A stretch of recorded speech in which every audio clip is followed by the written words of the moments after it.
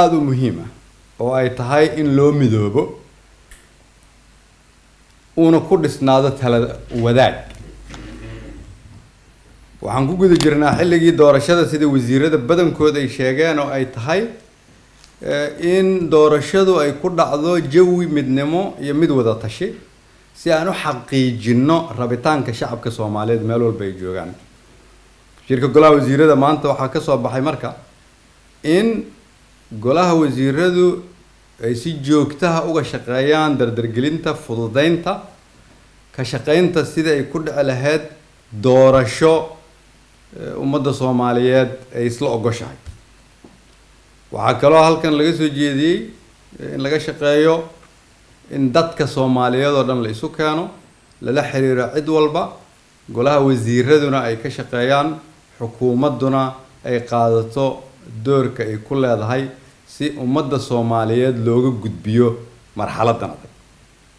waxaa kaloo isla qaadanay doorashadu inay ku dhacdo waqtigii loogu talagalay ay ku qabsoonto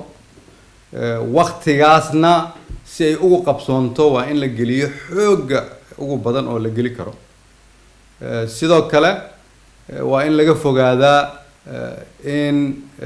ay dhacdo ama lagu shaqeeyo fikir ku salaysan muddo kordhin sababtoo ah muddo kordhini waxay horseedi kartaa qalalaaso siyaasadeed mid amni iyo mid dastuuri. sida golaha wasiiradu ay codsadeen marka waa inaan u shaqeynaa kulligeen in hadda la soo gaaray waqtigii dalkan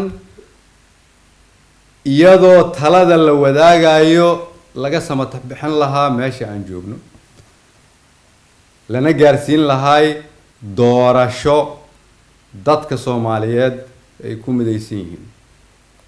sida aan hore u sheegay golaha wasiiradu way soo shaqeeyaan way bixiyaan juhdi aad u fara badan